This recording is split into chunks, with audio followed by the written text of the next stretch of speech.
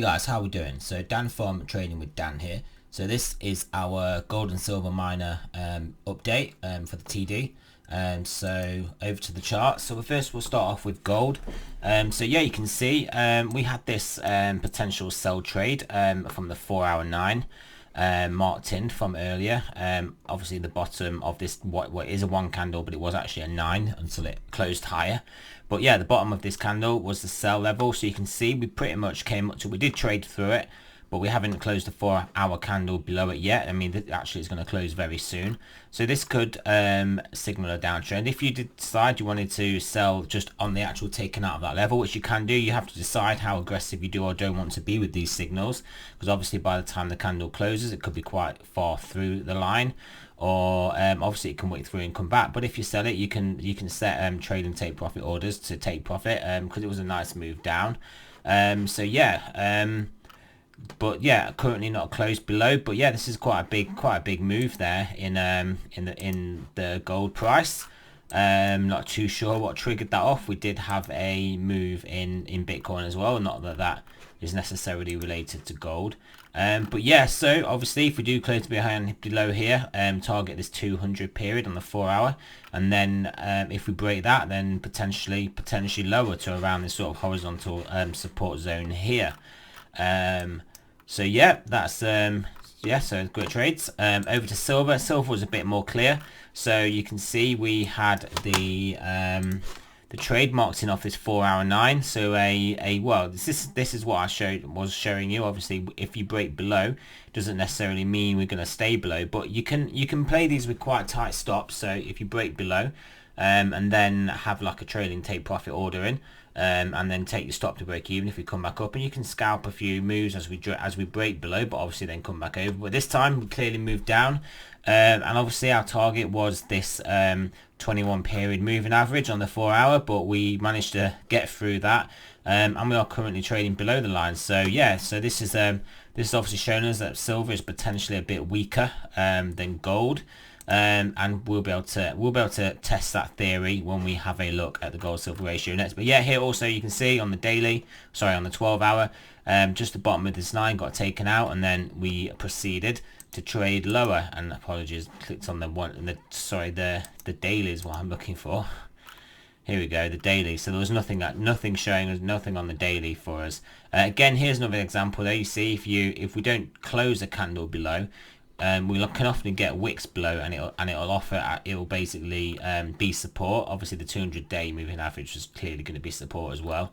So you have to decide how you trade this. You can be aggressive and trade them as we trade below, but then you have to sort of be ready to have tight stops and even takes them off the table quite quickly, because often we get these moves through. But yeah, so that was an example of that. Right, so gold silver ratio I guess is moving up a little bit. Yeah, you can see we've had a bit of a tick up here on this daily.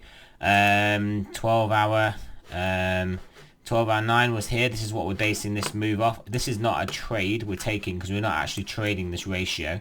This is just something that we're keeping an eye on. But yeah, what we've drawn based on the 12-hour was this channel. So break above the channel, expect a continuation to the upside. Break below this, expect continuation to the downside. So the GDX, was a bit of a difficult trade. We obviously traded above the here we go. We traded above the 9 quite nicely. Obviously you would have bought either on this break of the candle or that break of the candle if you want to be more aggressive. And then yeah, you can see we did have a move up, but obviously we've been smashed back down again, obviously based on this move in gold. So we'll have to see what happens, whether we then just form a high low here and then just continue on upwards. But we'll have to remain to be seen what happens there. I mean, I do suspect we'll keep going up, but hey, all dips in gold seems to be buying opportunities at the moment.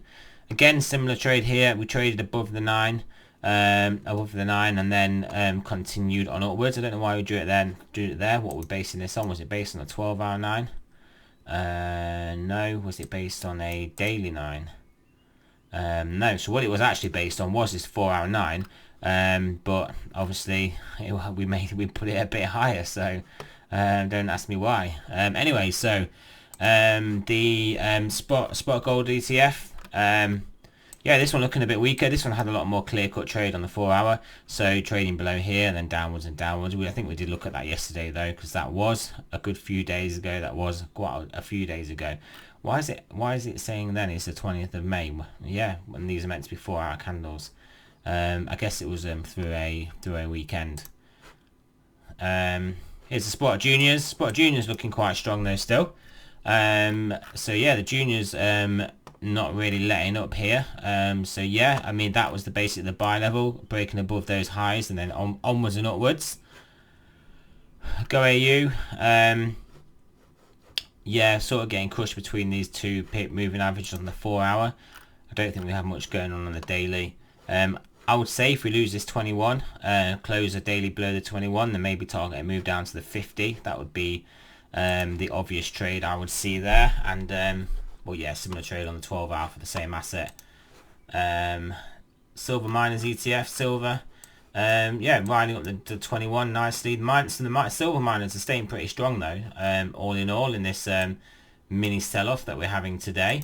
So yeah, riding up the 21. So potentially, if we do get silver basically back above $18, I expect this to take out the highs and keep going up. But we can draw a nice trade on here now. On this, we'll just draw across the line across this high. So take out this high and then basically onwards and upwards. So let's just try and get that line straight. Let's get rid of the arrow. Let's put another line on. Here we go. And yeah, onwards and upwards. That's what we'd expect to happen there. So Wheaton Precious Metals. So that was obviously the buy trade. No obvious sell trade here. Yeah, there's a nice sell trade there, but obviously we're looking at the continuation buy above the 9. And was there anything on the 12-hour? No, not really. No. So on this one, we're sort of still looking for a higher, basically higher values here. What I would say now, we could potentially draw another entry. This is just sort of chart pattern. It's not necessarily, it's not TD. And it's not actually based on moving averages. It's just based on where these candles are, just based on what we're actually printing in the chart. So I would say that breaking above this 9 candle here would be a potential entry for a buy trade. So we'll put this on here. So yeah, and then just basically the same as the other trade, but just a lower, more aggressive entry for you guys that are, well, basically wanting more aggressive entries. Put that there. Franco-Nevada. Yeah, so we've got the potential buy zone in Franco-Nevada. We did trade through it there. Let me just look at what this is based on the 4-hour. Yeah, so basically we had the 9 take out the top of the 9 and then rallied, but this was one of those sort of fake outs. Closed back below, and then yeah, then obviously we didn't actually draw the bottom of the 9 for the sell, for the continuation sell, but I probably would have drawn it under, well, either this tail here or this 8 candle to be a bit more conservative. But either way, we're under that now. So potential sell trade maybe down to the 200. I mean, obviously a lot of it will depend on where the actual spot metal prices go. But hey, Barrick Gold, yeah, Barrick Gold is stuck in the range at the moment. Not really made a decision. Came close to breaking out to the top, but got rejected from it. So literally back right smack bang in the middle of the lane, middle of that range. Yeah, so that was the sell trade. And clearly the buy trade would have been just above here, but we didn't draw it in, but would have been a great buy trade.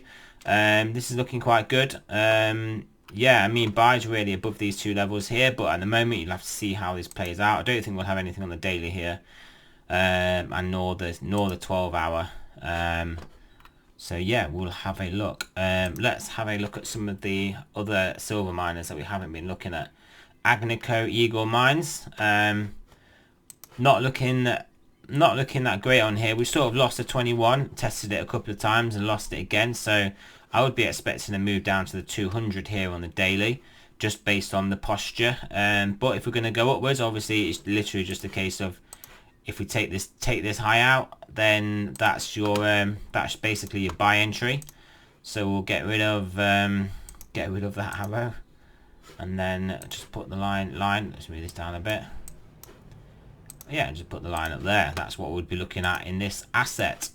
Let's have a look at Fortuna silver mines. This is what I mean about the silver miners. They're generally looking quite good, some of them.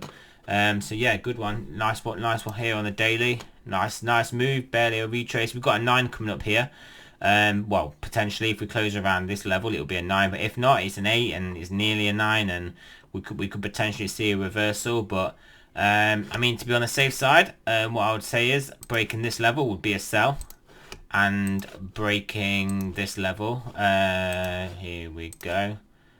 Breaking this level would be a buy. This is obviously dependent on what sort of 9 candle we print, whether it's up here or below there, or if it's just where it is now. This is where I will draw these lines. But would have to know for certain to see where the 4-hour candle closes in the next 2 hours. So it's only halfway through. But yeah, potential move down there. And if we break above here, potential move up there. Right, so one last one. America's Gold and Silver Corporation. Obviously we've got our buy line in there, and we've obviously this horizontal confluence. Break above there is a buy. Yeah, it's a pretty orderly fashion. This one is rising in a pretty orderly fashion. Just literally just bouncing off the daily 21. Looks very good there. Look like we could be in for another test of the 21, and then yeah, then I would expect a breakthrough here and onwards and upwards. So we'll just draw the arrow on. Don't know why I don't have the arrow on, but yeah, we'll make this line a bit thinner. There we go. Right, so yeah, that's what we're looking at there. So yeah, all in all, just it's really dependent on what happens with this gold and silver price at the moment. They look like they're maybe gonna make their way back up. And yeah, that will obviously drag these mining companies and ETFs up with it. So yeah, thanks for listening to that, guys. I may actually start doing these every other day, or maybe Monday, Wednesday and Friday, because there's not too much going on in the price, or do them on the days that we do get these moves in gold and silver. But yeah, for the time being, I'll keep doing them every day, but I'll just consider it just based on what we do go through every day, and whether it seems worth going over a lot of similar stuff. But yeah, so thanks for listening, guys, and I will speak to you all soon.